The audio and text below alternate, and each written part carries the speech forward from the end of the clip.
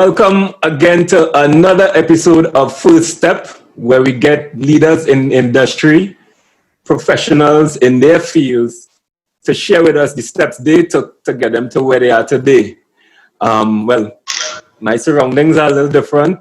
Things have opened up, and I'm in my office here. So, sharing with this new space and scenery, we have a gentleman who has been in his industry for over 25 years. I have been exposed to him through social graces, I suppose, from in the gym.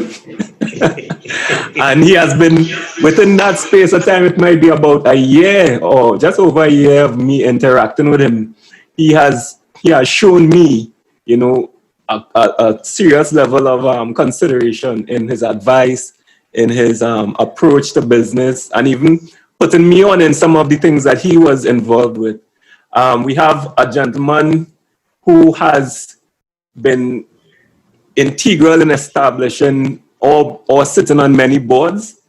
He is the owner, operator, founder of Global Forensics Institute Limited.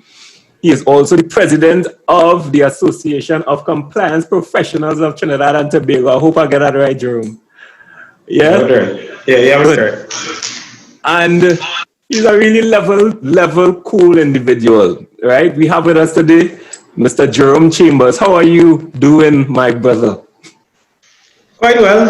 It's the first Friday after the lockdown that bars are open. Just mentioning that.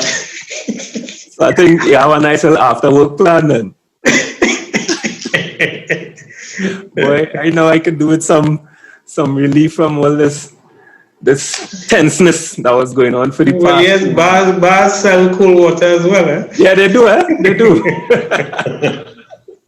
But Jerome, I want to start by getting an idea of what would have led you into an industry as, I guess, a compliance monitor or consultant? Compliance consultant is what most people would refer to us as. Right. I'm trying to pin down how would someone, because I don't think from a little fella, normally little kids will say, boy, I want to be a policeman, I want to be a fireman. Yeah, you're quite correct. You're quite correct. That's not something that you hear people talking about while they're walking down Frederick Street at all. Right. Matter of fact, some time ago, my son was saying to me, and he's now ready for SEA, that a police officer had come to their class to talk about something or the other. And in describing what he does, apparently he stood up and he told the class and he told the police officer, my father is doing something like that, He's looking for people who doing mischief and bad things. And he's investigating. So he said the police officer was like, really? Who's your father? Yeah, it's a long journey, really. Yeah? For many, many years, I actually worked with the state, with the regulator for credit unions. And I suppose that laid the foundation for it. Okay. In that particular space, I got involved with every aspect of credit unions, from the assisting in formation of the credit union, the registration of it, the audit of the credit union, and the closing down, because I left that just after the whole Hindu credit union debacle. Wow, right. So that sort of laid the foundation for it. And when I got to the point where I decided that I no longer wanted to work for the state, it was almost a natural progression within that sector, because many people knew me in that sector. Right. So it was a natural progression going into a private practice to still tap into that market. So, yeah. Well, because I've spoken to a few people in their fields and whatnot, and you find them saying, boy, I have, situations led them to where they are, like a natural unfolding of events then, right? But they would also indicate that coming up from small, they would have always shown a liking for this particular thing. When you were in and you being a what's the term? A Royalian, That is correct, a Royalian. Royalian. In school, was it that you would have been inclined to mathematics type subjects? I don't know, and this would have exposed you now to, or kind of naturally lead you into this? No, no. Oddly enough, I think while I would have done the whole maths thing, I did not go into the sciences. I had a love for languages because going to secondary school, we would have been taught Latin, Spanish, and French. I had a particular liking for Spanish. Right. Still dabble a bit now. Right. But no, I think coming from my parents, my mother's dream was for me to be a petroleum engineer. Because back in the day, if you were an engineer, that mean that money nice. Right. At the time, I didn't realize what was necessary for it. And science subjects were necessary for it, which I did not take. Okay. Yeah. So that I suppose all that is about finding yourself. I know that I liked to study. Mm-hmm. I know that I liked to learn things. For me, an unanswered question was a difficult thing to live with. And people who know me well often say that for my birthday, they'll buy a white t-shirt with a question mark on it for me. Because I don't know how to keep quiet. I always want to ask something. Right. So that would have, looking for something to do. I think when I left school, O-level point, I wasn't in a position to do A-levels. Right. So my parents Why was that? Well, there were limited spaces in my school, right. And I just did not make the grade. Right. I think coming out of secondary school at the point in time, I failed in maths and one other subject.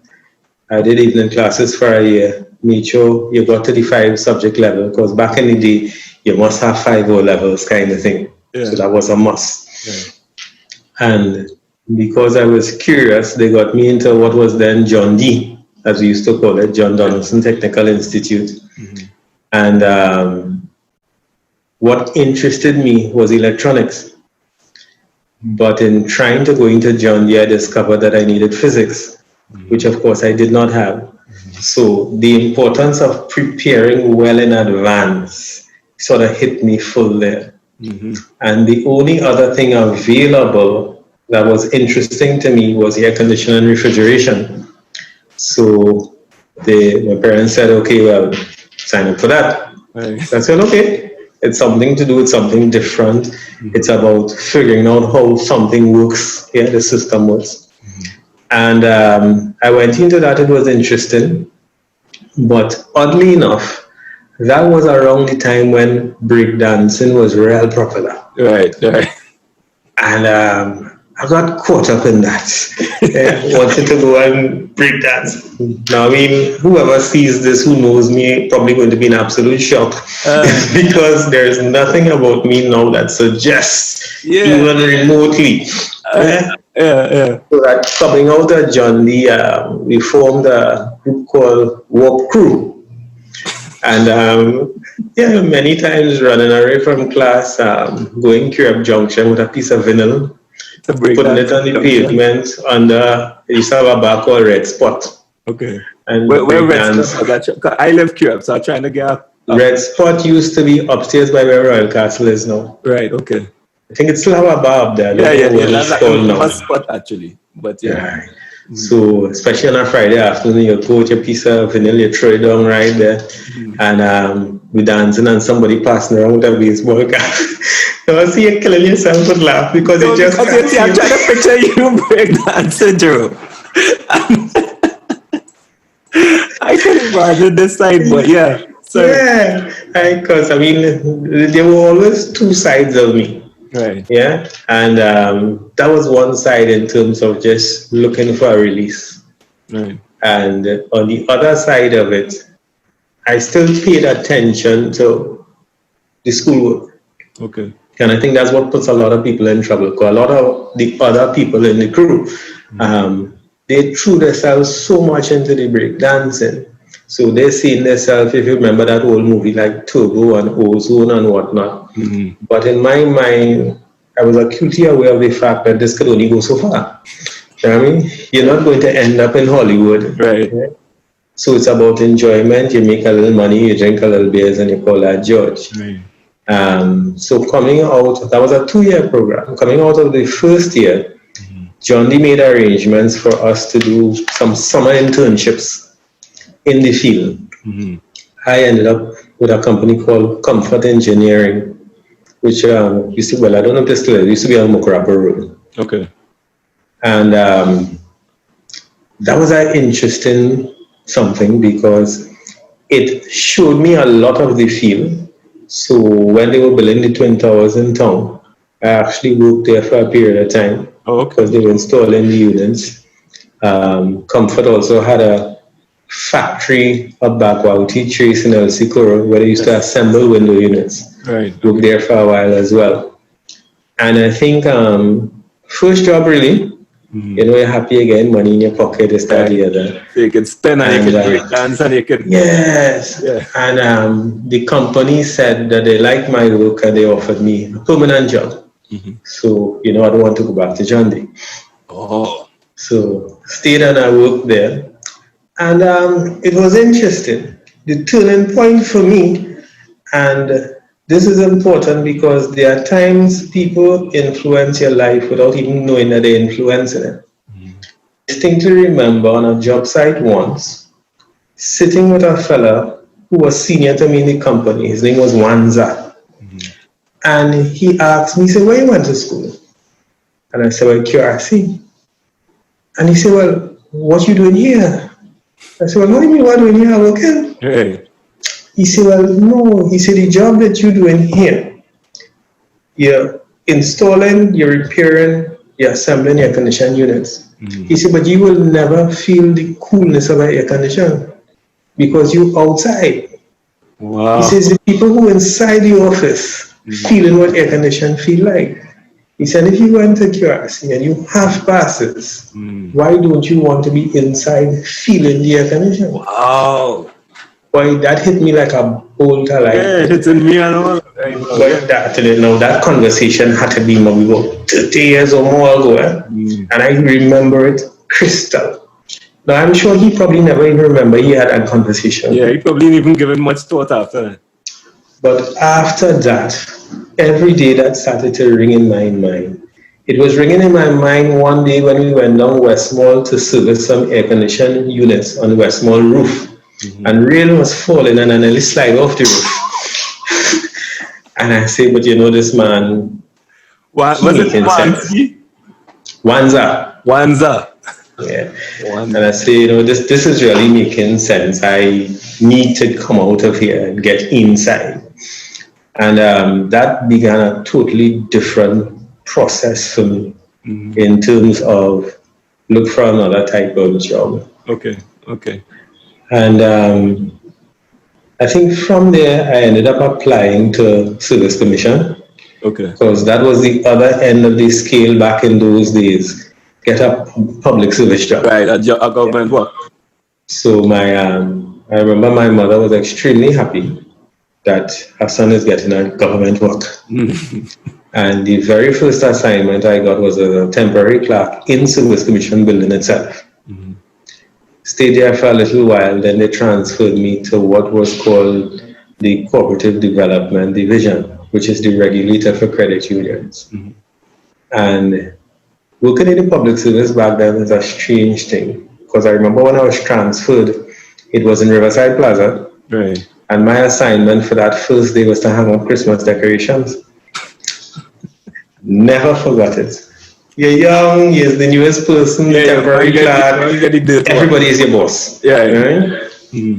And but the thirst for knowledge was there. So kept asking questions. And that was a unique department because they were charged with regulating not just the credit union sector, but every type of cooperative.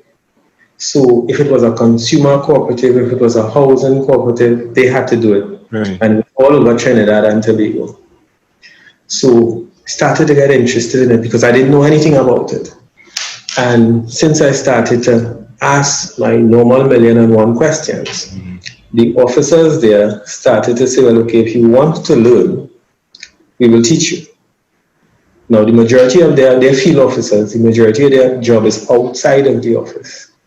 Now, as a clerk, I'm supposed to be in the office. So literally, they used to sneak me out with them when they were going on meetings. So I started to understand how to run a meeting. And without knowing it, they taught me about governance. And since some of these cooperatives had consumer shops, I started to understand about running from a parlor to a grocery. Because that was the nature of the thing. By way of example, up El Dorado side, you see the sign El Dorado Consumers Cooperative. Cooperative, yes. Right. And at one point in time, that whole building was a grocery. Yes. No.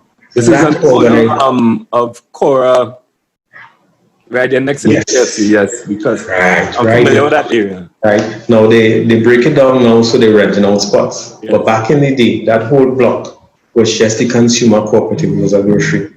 And that organization would have been supervised by this government regulator. Okay. Yeah. So that those were really good foundation blocks for me. The head of that department is called the Commissioner for Cooperative Development. And there came a time when the person who was in that post, he called me into his office and he said, well, I realize that you want to know more, and I realize that you're capable of more. So that maybe you should do more.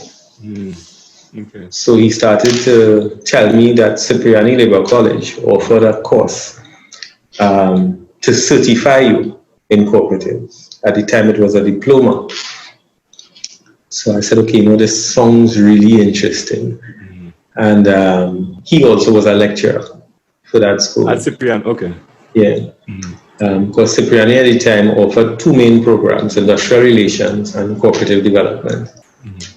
So I said, okay, well, I'll sign up for that to get some knowledge of it. And did that, enjoyed it, passed it.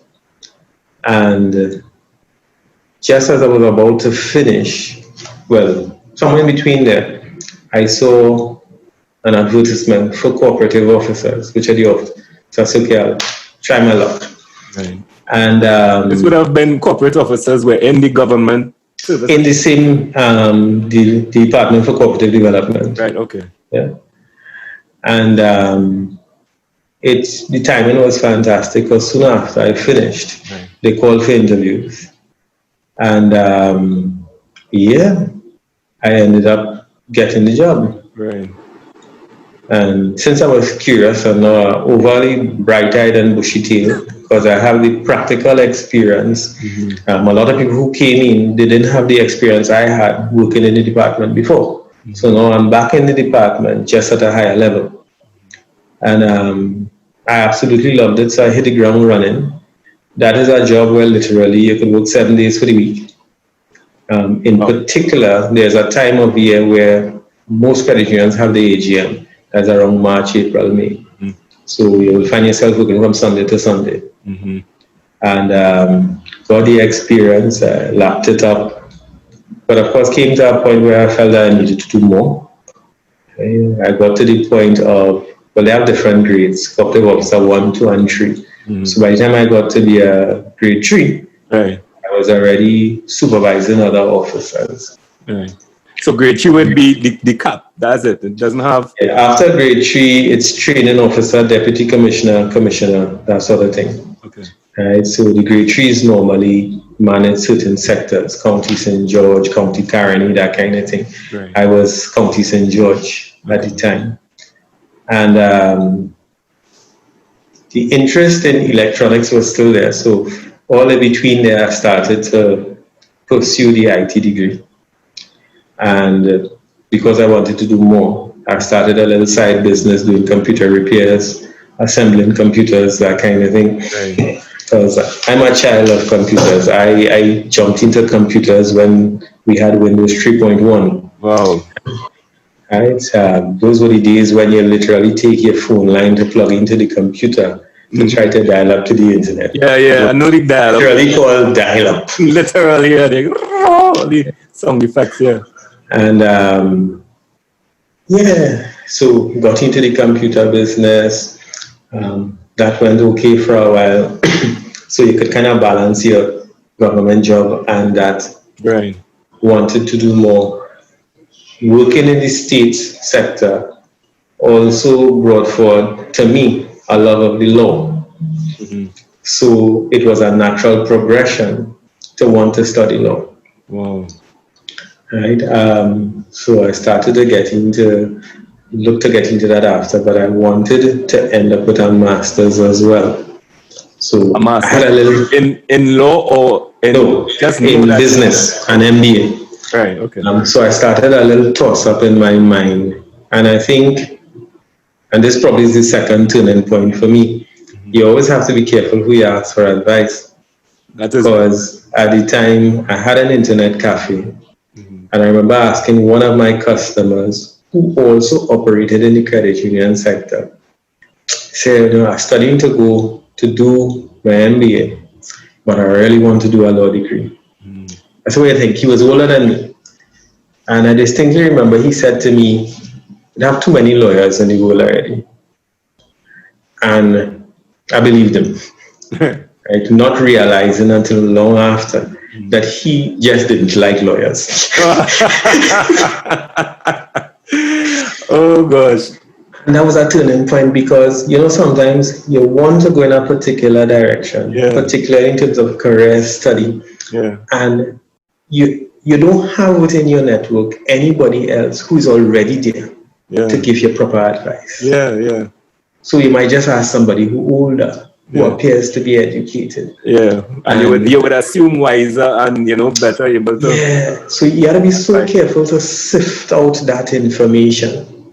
With that piece of advice that he gave to me, because I saw him as the manager of a financial institution, not realize he had his own bias.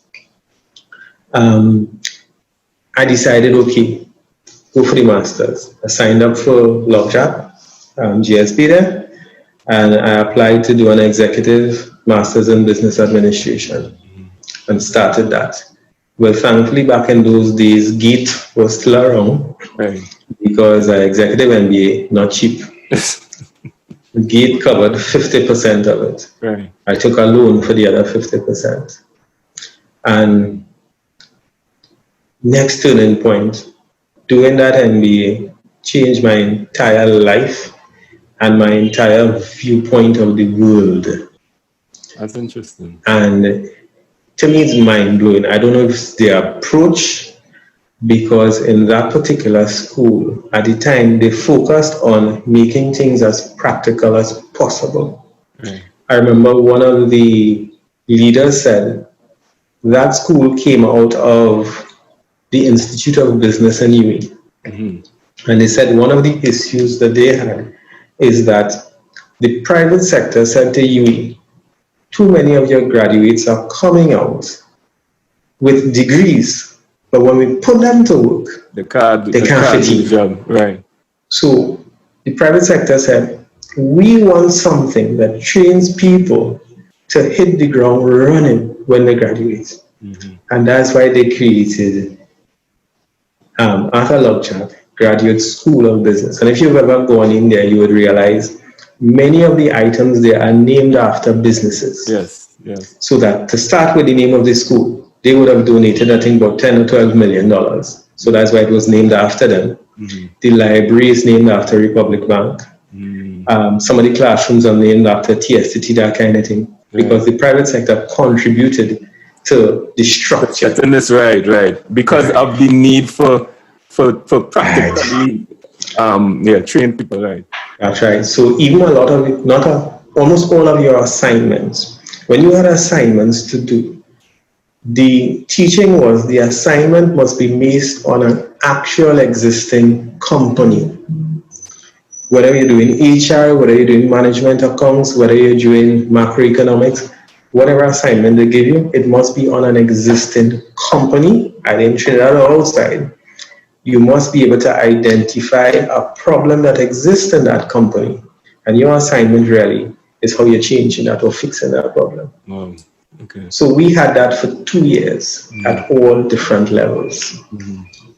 And within my little grouping, because you always end up with this group work and thing, I realized I was in the right group when after the first term, we were sitting chatting, and we all agreed that when we came into that school, we were convinced that we knew a lot. Because within my group, there was somebody who was an accountant. There was another guy who used to be a pilot with BW, but he now had a senior position in Beacon Insurance. Okay. And there was another guy who was a manager of a distribution company locally. So we came in knowing. Right. And after the first term, we were convinced how little we knew. It was that life-changing for us. We now realize we don't know nothing at all. But that's the thing, because a lot of times you see, things work for people in different ways, and you see a lot of instances where people say, boy, the time I take, the time and money I take to spend on this education, I could, invest it in a business and just go on the ground running and get an advantage in terms of that. Works for some people, but as the old people say, go Paul luck and see Paul luck. You know what I mean? Because even if you take an example of somebody like Bill Gates, he may have dropped out of college, but he still got some teaching there before he dropped out. He didn't graduate, but he still got schooled. True. So if it is you put together that schooling together with the initiative and inventiveness, that's what puts you. So you may not have needed the paper, because I distinctly remember in QRC there was a science teacher who said to us, when you're preparing for an exam, don't concentrate so much just on the passing of the exam. Concentrate on learning. He said, if you learn, passing the exam is easy. He said, when you get that paper, you could fold it into a paper plane and fly it, because it will not make a difference to you because the knowledge is here. Right. And I suppose there are some strange things that I pick out and I remember. You just get some nice. You get some nice little nuggets as you're moving along. Yeah. But like I said, that Lovejack experience was nice. There was a point where we needed to choose a language, and they had two offerings, Spanish or Mandarin.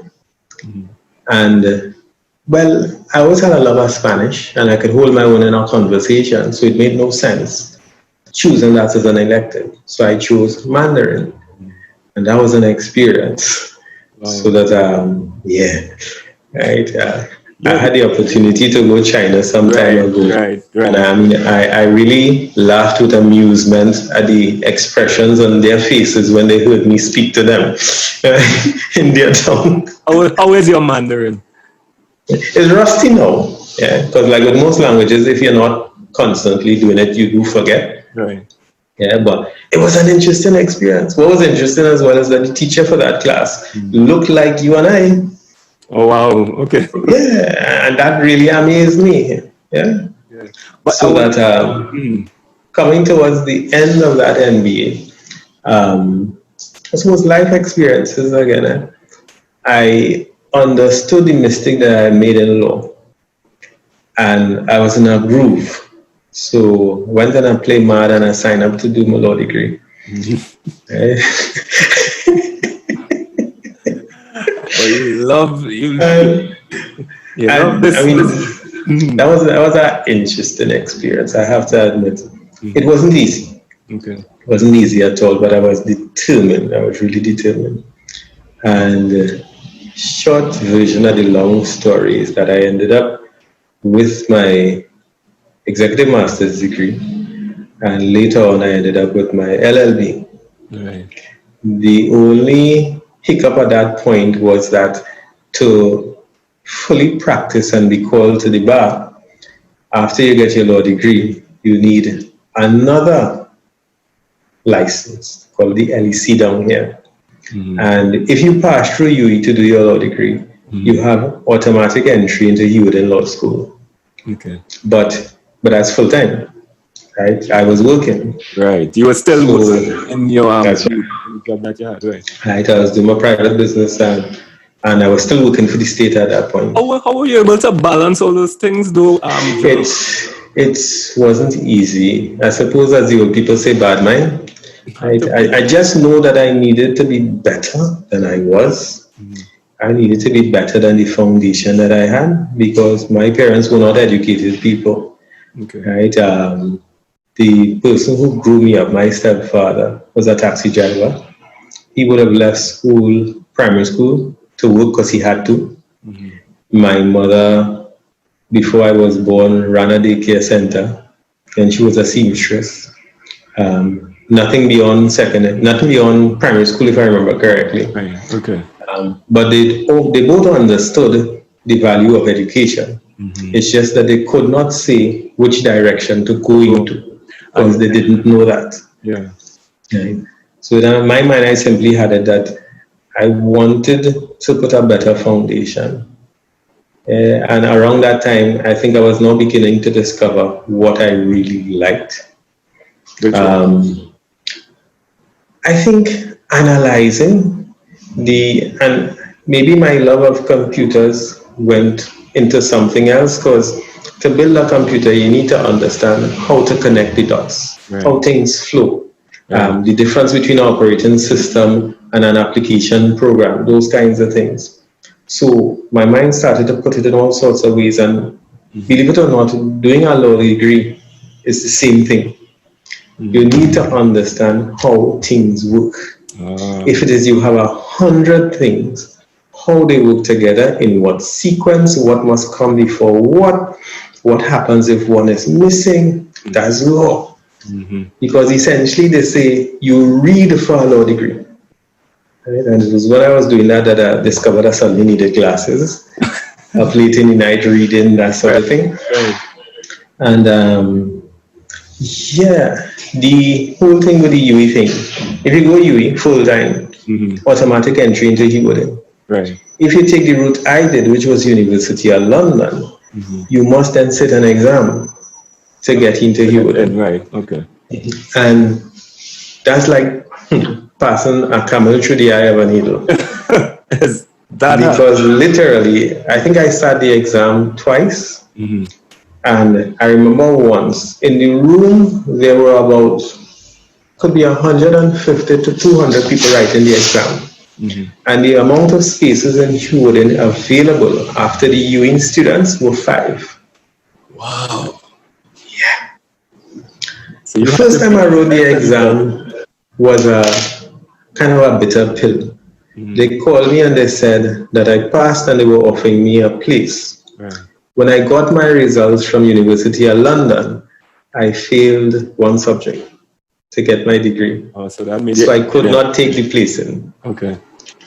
So I told them, I said, well, I had to turn it down. Well, I want to come. Because you can't go into Hewden if you haven't actually passed all your subjects to get your degree. Okay.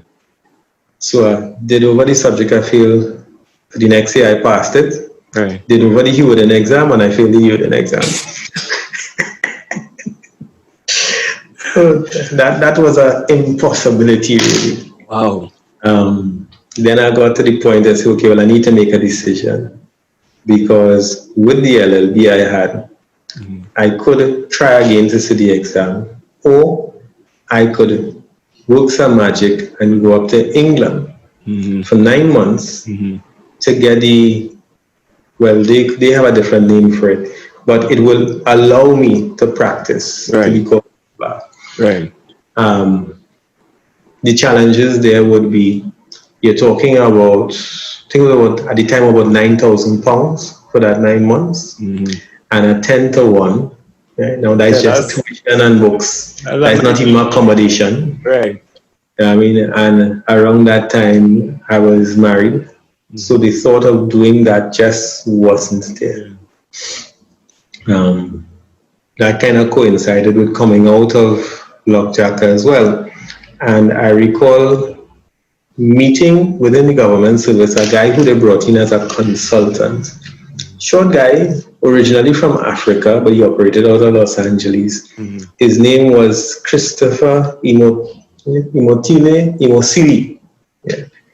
And he took a liking to me. And he said to me, that degree that you're doing, many of us refer to it as a life-changing or career-changing degree.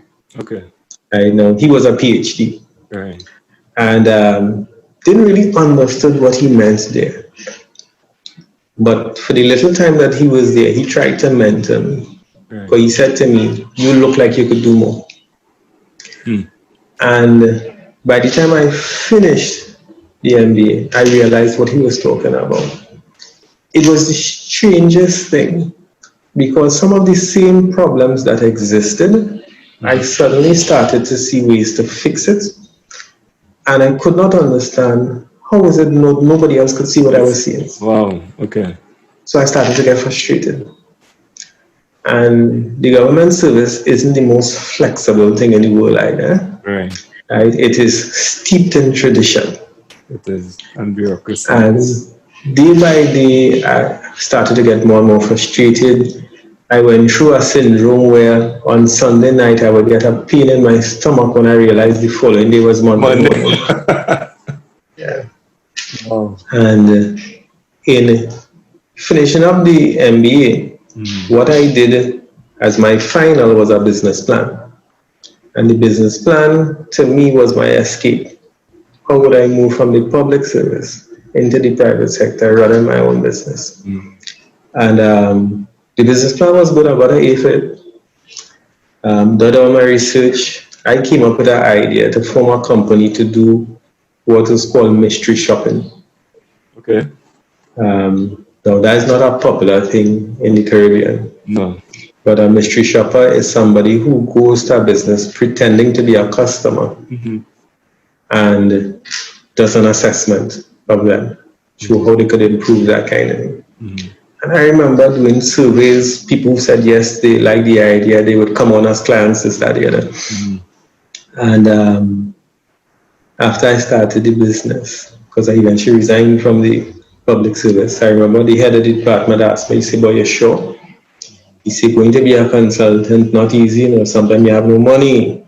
If you leave now, you'll be losing your pension." And I remember politely saying to him, "I really don't care, I have to get out. I feel like I'm dying." That's interesting though, because you know some people would stay in it for the job security, I guess, or for the money or possible you know, advancement, you know, and just grit the teeth, you know. It was a chance, eh? Yeah. I remember seeing a little picture that said, "An entrepreneur is somebody who jumps off a cliff and builds an airplane on the way down." That is true. It's true. I mean, you're in business and you know how these things go. There are times that you're up, there are times that you're up yourself. So I jumped into this thing and I called the company Going Global. Right. We were going to do mystery shopping. I got that name actually out of a Harvard Business Review article. Right. I was heavy into that sort of stuff at the time. And for the next 6 months, I couldn't get a single client. Wow. Everybody who said yes, they wanted. The Mama Gaia. Nothing. I was going out of my mind. Yeah, because you're married. You're 6 months in, money either run out or Boy, but yeah, it run out. It is only lint in the pocket at that point in time. I know how it is. Yeah. But oddly enough, what started, and I tried to make my connection there. I went to join Chamber of Commerce to do the networking thing, joined Nova Committee, which was dealing with SMEs.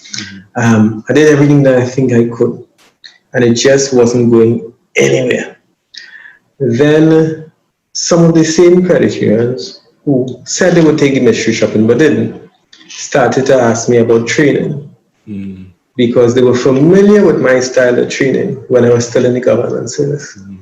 But I didn't want to do that.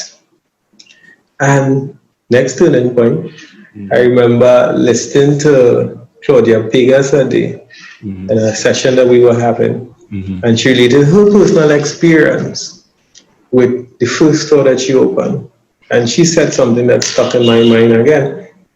She said, people were asking for clothes with a particular type of material. Can't remember the name of the material. She said, but in her opinion, she wouldn't be caught dead wearing that material. Right. But that's what people kept asking for. Yes. And all the other things that she wanted, they won't buy.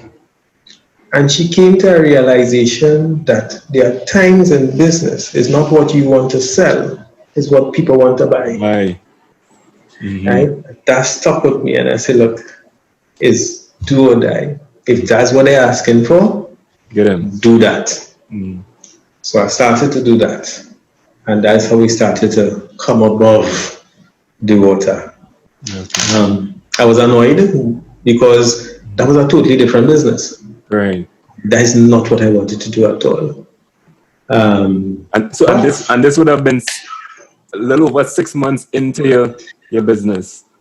This would have been by the 7th month. Right. After you've been through the fire, crawling on your belly. So I totally gave up on the whole mystery shopping thing, and I went into the training. Once the word of that got around, well, everybody said, well, yeah, Jerome doing training, and then natural progression, strategic planning. So I brought in all the knowledge from the NB and everything into that. Since I already loved the law, around the same time, there was a lot of talk about amending the Cooperative Societies Act, which is the act of parliament that governs credit unions. Right. The introduction of a new credit union bill. And just before I left, I was heavily involved in that. So taking that knowledge as well, people were willing to listen to what I had to say. So that was working all right.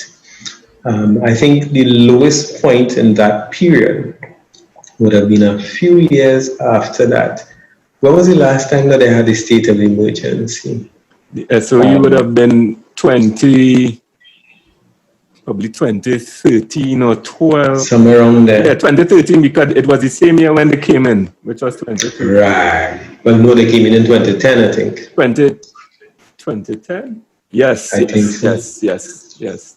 So it would have been about 2010 years because my daughter wasn't born, it's true. My daughter was born in 2013. So it was the late part of that year. Yeah. And that, for me, business-wise, believe it or not, was one of the lowest possible points.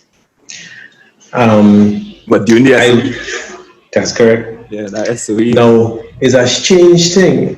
And Peter Drucker and all of them, they tell you it, but living it is something else. Business does not like uncertainty. The SOE created uncertainty. Indeed it did. So many of my clients automatically said, we're not doing anything. Pause. So all contracts were drawn. And every time it was extended, it made it worse. That was the first time since I was in private business that I actually started to dust off my resume. Because it was that bad. Yeah. Because nothing was coming in. So I would never forget that. Soon after that, and I mean, you know how I love the importance of networks. Someone that I know really well, who was still in the service, said, hey, Jerome, I want you to meet this lady. She's a certified fraud examiner, and she has been trying to make a dent in the credit union industry. But for many of them, if they don't know you, they listen to you. So I met her and we chatted. Not a turning point, because she introduced me to a world of certification for those things. Because all when I was dealing with in the credit union and whatnot, I was just approaching it from a governance and accounting point of view. So she got me interested in that. And what I started to do is that I would occasionally subcontract to her for certain things. Because it was a natural progression for my catchment area. They knew I was involved in the whole HCU thing. So when people do wrong things, employees that is, they would call me, fix this, find out, trace this. So combining her skills, my love of the law, my background IT experience, I started to do computer forensics. So the computer that the employee may have been using, I would clone the hard drive and then begin to look for information in terms of how they did what they did. That was also on the tail end of the global financial crisis in 2008. Yeah, 2008. And there was now a big demand for a unique combination of skills. They needed people who understood finance, they needed people who understood law, and they needed people who understood IT. They needed a Jerome Because, Chambers. because in Wall Street, that's what they did. They created Right. fantastic financial structures. They Right. used technology to market it out there. So it started to come together. Wow. And public discussion about money laundering, terrorist financing started to happen. Because you started to see movies like Catch Me If You Can, Wolf of Wall Street, Right. and all of those things really were based on real life events.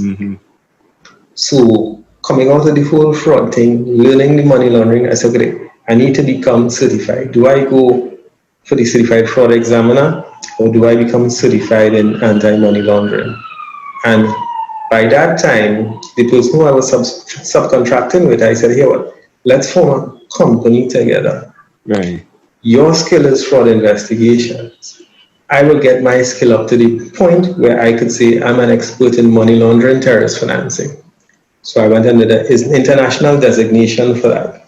I have to admit I was a little scared because it wasn't cheap, one, and it has a very high failure rate for first timers. Okay. The pass mark is about 75%. How much you get? They didn't tell me how much I get, but you I pass. passed. Yeah. Right. And I passed the first time too. Right, good. And I realized, oddly enough, what helped me pass, why a lot of people feel, is that it wasn't only about understanding money laundering and terrorist financing.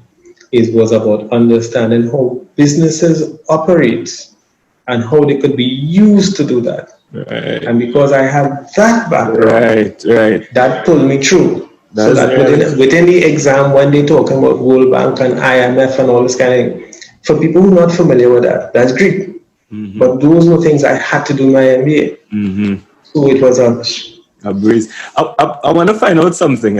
For you, it's strange how things just kind of line themselves up, and I guess it has to do with your attitude and how you perceive things as it comes to you. But the way it's sounding to me, which your situation and your scenarios, although they're unique to your environment, is not new in me doing these interviews, because people start saying, but I did this, and because I did this, it ended up coming together later on and I was able to pull from all these experiences now.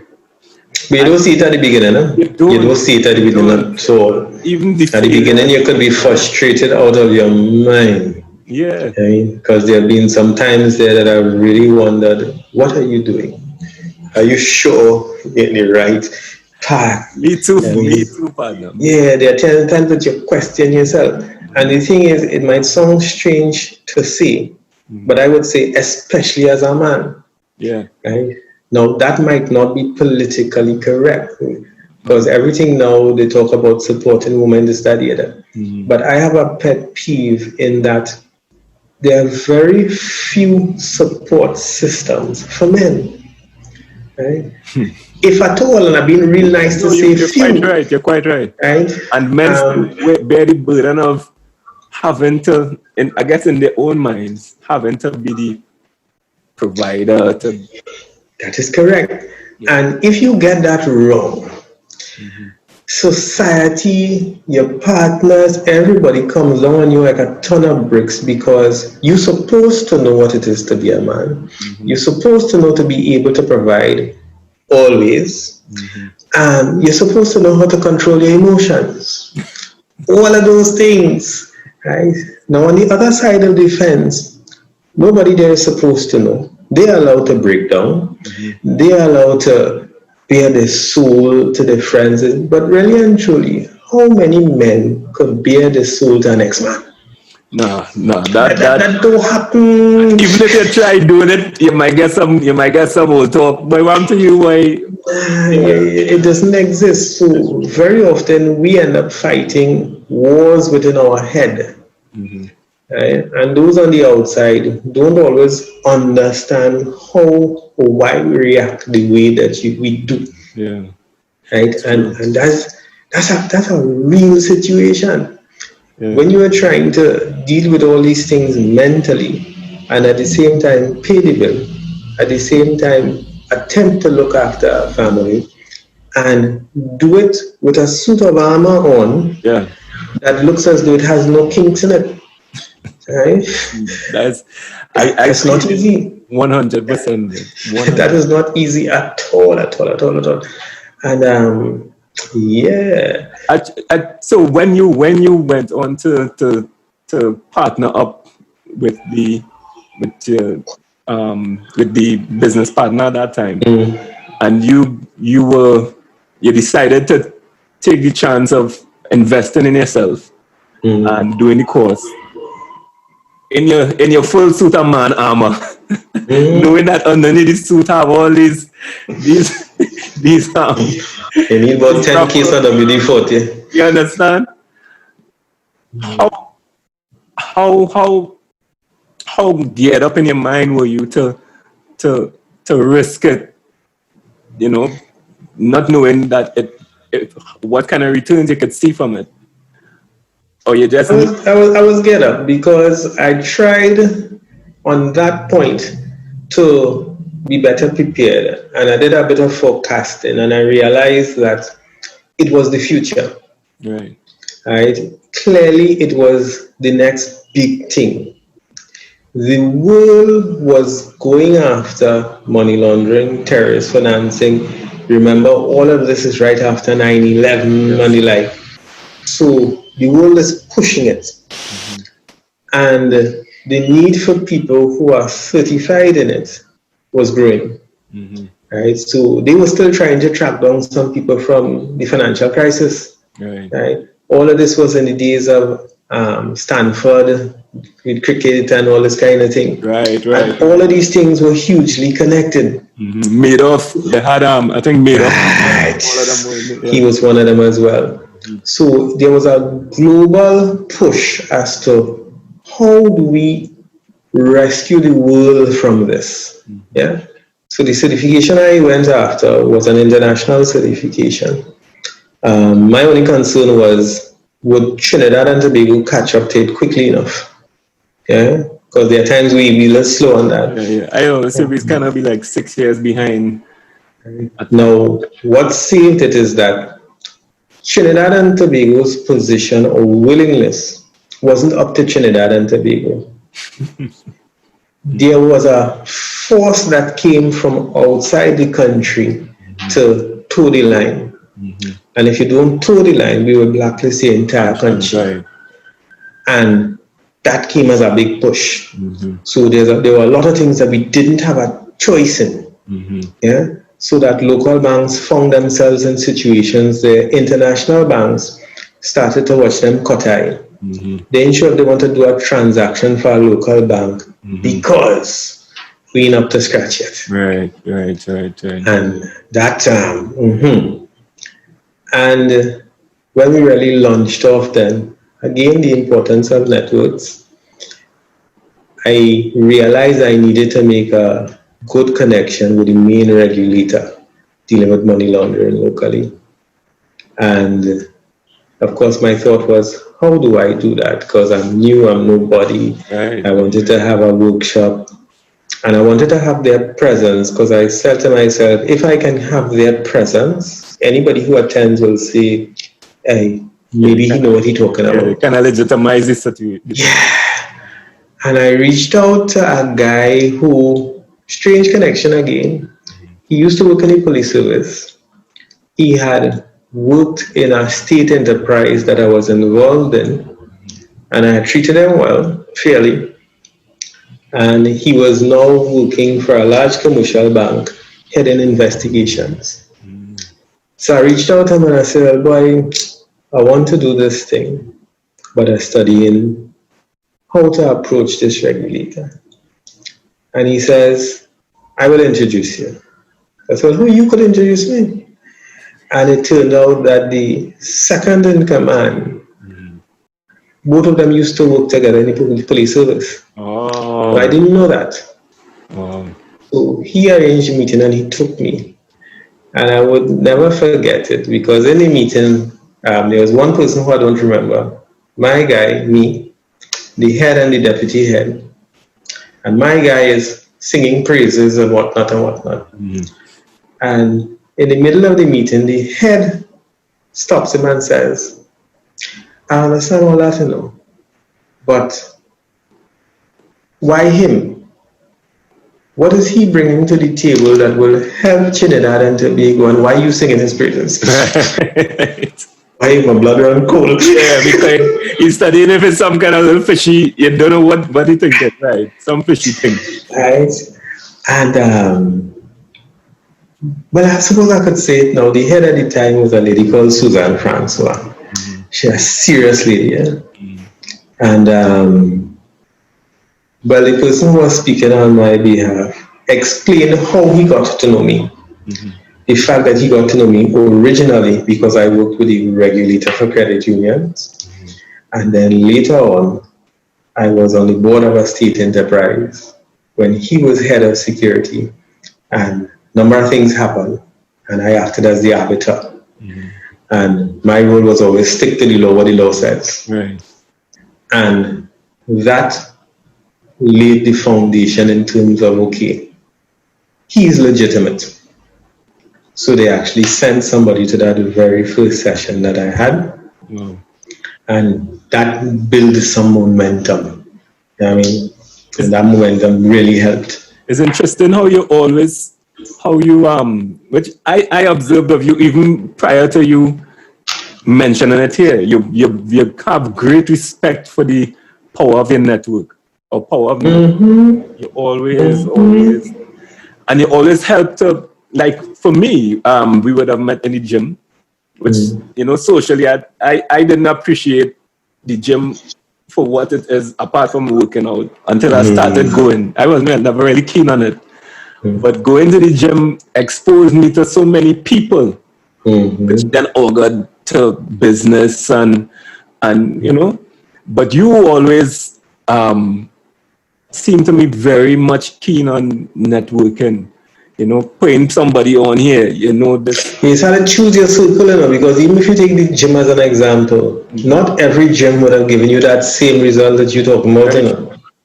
Right? So you had to choose which gym, you had to choose the circle. Yes. Because from the early days, if you look, you would realize that gym attracts different groups of people. It does. Some of the groups are good for business. Mm-hmm. And I think it's the time, and well, the gym is long circular gym. I just probably think we could get them a little plug. But and the time in which we go as well, I find most of the people within the time frame. Well, we met in the mid-morning period, early morning, would be entrepreneurs. The majority of people, or people who would be in a position where they could go to the gym, go to the job, have that flexibility. Yeah, you know. So yeah, it's exceptionally good for networking. Jerome, I'm watching the time, so I wanna I just want to pin down a couple of things on you.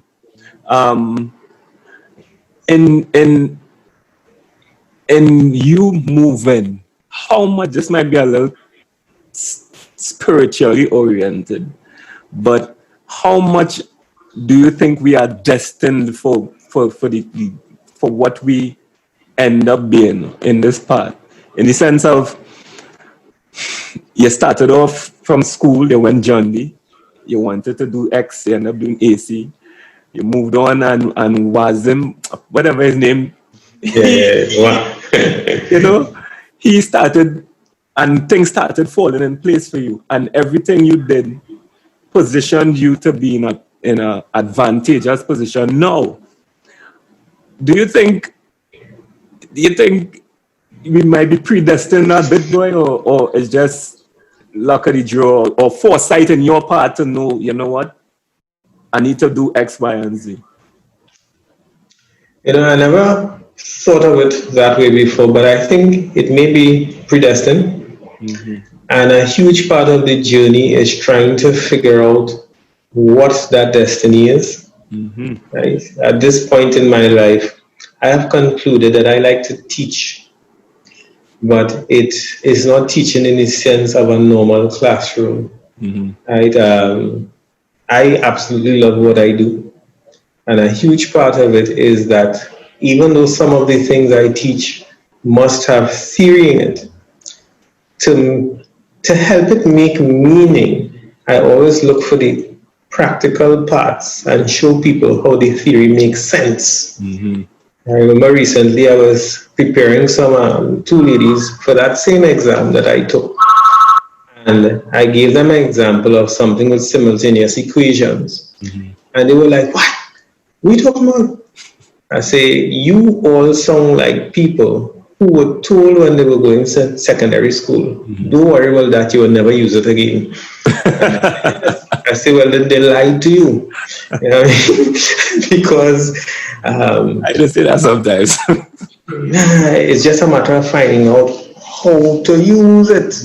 I mean, as a business person, I remember one of the first conversations we had about business, and I raised the issue of looking at your break-even point and your charge-out rate and that kind of thing. Yes. And that's maths. I mean, it's just a matter of how the maths is applied. Yes. It's not sums on a board, but it's still maths. Right? That's hugely important. So you see that journey as to how you find the destiny, that could make you or break you. The circle that you choose, oh my Lord, it is so important. I've done a lot in my life, but if I had chosen some of my circles better, I would have done it sooner. But maybe that wasn't my destiny. A friend of mine who is a practicing attorney said to me recently, she said, Jerome, I realize with your aptitude, if you had taken different steps, you would have been a multi-millionaire now, just the way your mind is worked. She said, but those steps that led you astray, as she put it, right? She said, that really interfere with you. Wow. Clearly she was talking about the opposite sex. Well, do we leave that for a different kind of interview, Jerome? But that's interesting. All right, so I have coming down to more general questions here now. Right? And you actually kind of alluded to some of the answers, I suppose, in just talking. But the first one is you being at this stage in your career, at this stage in your understanding and your wisdom, having to go back to, let's say, the pre-John D. or, pre-John Jerome Chambers, what would you advise him, if any? Would you, if you had the opportunity to mentor yourself, prior to moving forward, would you change anything? Yeah, I would. I think I would find a way to convince myself that the world isn't running away, that you would be able to Lyman party a lot better with a better education and a better foundation, whether it's a job or a business. You could have a better quality of life. Right? When we are that age, we always feel it's running away. Yeah. We're going to miss this party. We're going to, and it's probably worse now for this generation because a lot is coming at them, and they feel that they must be popular, they must be part of the crowd. We had it, but if I could convince myself, and it would be a hard task to convince myself. Yeah, because you're and you break down. Yeah, because at that point in time, that important. You know what I mean? That important.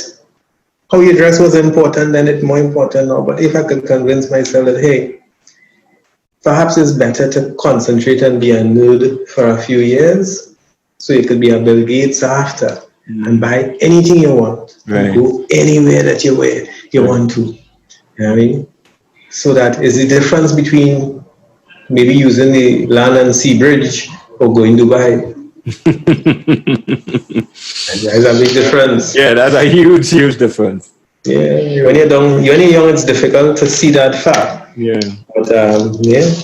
Yeah, that's interesting, and it's true. But I even in your relating that story, just now there, I found some balance in what you were saying, because you were in the group, although you were in the breakdance group, you still had a level of understanding that, you know what, you need to have something on your to stand up on, because this breakdancing, as you But say, not enough. Perhaps I would not be in any breakdance group at all. Because at the end of the day, when the fun finished, what did I have other than the memory? Well, yeah. I mean, sometimes people say the memory is what matters, but yeah, you didn't have anything much tangible. Probably a couple bruises. I suspect if we go extra food and try to play with our memory, it won't work. Yeah. Got you. Remember, we live in a capitalist economy. Very much so. That's the reality of the situation. Very much so. There are tons of opportunities out there, more now than when we were teenagers. And the foundation is so huge in terms of what you choose. Because I have a daughter that loves the arts and poetry and spoken words and that kind of thing. And I always say to her that the circle still is important, because who do you align yourself to? Is it just a group of people who think they can write poetry, or is it the 2 cents movement? It makes a difference. You know what I mean? If it is you like computers now, do you spend all your time playing Need for Speed, or do you spend time learning how to code? Yeah. There's a guy who I engaged, and he wrote a program for us to use in the business here that, it really tracks particular type of people who need to be monitored in terms of proceeds of corruption, proceeds of crime. Right. And he's a Trinidadian, and he wrote that program. Wow. Right? And we have that program online, and businesses, financial institutions log into it, getting that information. Wow. And he wrote everything. Wow. Yeah. I'm curious, the guys who you were breakdancing with, they still factor in your life in any way? Not at all. No. I wonder what became of theirs. One that I know by now has to be dead. All I remember is his name was Kenton. And I remember seeing him a few years after, and he looked so drawn and withered away that I could only surmise that he may have been involved in pharmaceuticals. Yeah. And he didn't look like he had much longer. Okay. As for the rest, I have no idea. That's interesting. Final question, Jerome. I have what I call the playbook, right? And the playbook would be the steps that you would take from step 1 to step however many to get you to a level of success in whatever area you deem, necessary, or whatever you figure would be successful to you. What would your playbook be? For me or for people generally? Your playbook that you think you could apply to advise as well, but your playbook be?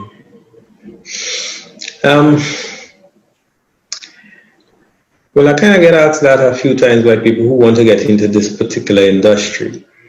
I would say foundation. Foundation is huge for me. So you need to have a foundation in some sort of finance. That's important, whether it's for the specific industry or for business as it is. Don't fool yourself. There are lots of people who like to talk about, well, it's not about book sense, it's common sense. And with the greatest respect to them, that's a load of garbage. Because if you're building a house, you need foundation. Right. You don't just build a house and build it out of experience. Right. The wall will fall. You understand? And if you're throwing your life into this, you need some foundation. No, it don't have to be a master's degree. It don't have to be a doctorate. It could be a little 5-day course that gives you some kind of foundation to understand. Yeah. And try to get some information about your type of business. Whether it's a mini mart, whether it's a lotto booth, whether it's audio production, you can't just wash your foot and jump in. And not because somebody says to you, you're good, that means you're good. You know what I mean? Because there are some people who only tell you what you want to hear. And decide if you want to be an employee or a business person. Not everybody cut out to be a business person. It's hard. And there are going to be some times that you look at yourself in the mirror and you say, Wednesday, Thursday, Friday, WTF.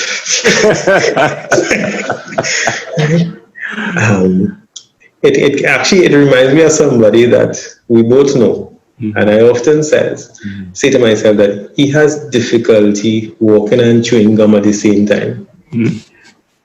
Because you may be very, very good at what you do.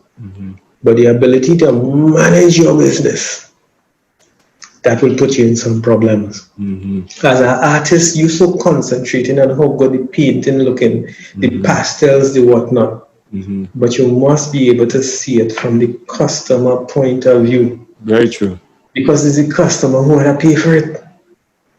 I remember having a discussion with one of our friends, the difference between 71020 and 1080 and all this. And I had to say to him, for the average customer, they don't know the difference between 720 and 1080.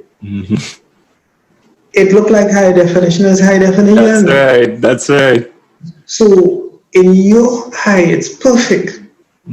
But the person who has to pay for it is not going to want to pay more for the 1080 because they can't see the difference. Yeah. So understanding who this customer is, huge part of the playground. And last but by no means least, I tell my staff it all the time. If it is, we have cups selling, or better yet, we have counterfeit detection devices. Yes. Right. Yeah? Yes. A bit of shameless marketing. That's fine, but I say you could have plugged away a long time from the beginning. And I say to them, do not try to sell these counterfeit detection devices to clients. Which sounds strange, but the thing is, you don't sell the product, you sell the solution. Right. So why would they want to buy it? What is the problem that this is the solution for? The problem is they may have a business, they are accepting cash and again counterfeit bills. So the solution is to find a way to detect the counterfeit bills. So I'm telling you the solution. The fact that it's ultraviolet light is, by the way, if I start off trying to sell you a light, we go haggle over price, we go haggle over all sorts of things. Right. If I sell you the solution to your problem, you will pay whatever I say. That's right. Wow. Yeah. I remembered I was asking you some advice, and is it truth? You said the same thing. I was asking you some advice on targeting direct clients. And you said tailor make, find out about their business and tailor makes a solution for them. I always remember that, and it's something that resonated with me from the time you said it to this day. You know, it can't be one size fits all. Yes, exactly. It does not work. If you try one size fits all, it just does not work. Yeah. And you see, the thing is, if it is your focus on that and you really work on that, and people honestly see that you're interested in their business, best advertisement. I think one of the best compliments I have ever gotten is sometime it was last year. A guy called me and he was asking me about providing training for his staff to detect counterfeit currency. And we talking and whatnot. And whenever I get those calls, I like to ask, I say, how did you find me? Where did you find me? And he said, well, he really went to his bank to make a deposit. And he asked the bank if they knew anybody who used to do it. And the bank told him me. And I was like, wow. that hit me like a bolt of lightning. Wow. Because I never ever thought the day would come that a bank would recommend me to do anything, least of all that. Yeah, boy, that's a big deal. Yeah, that hit me like a bolt of lightning. I was like, okay, maybe somewhere along the line we're doing something right. Yeah. You get it right.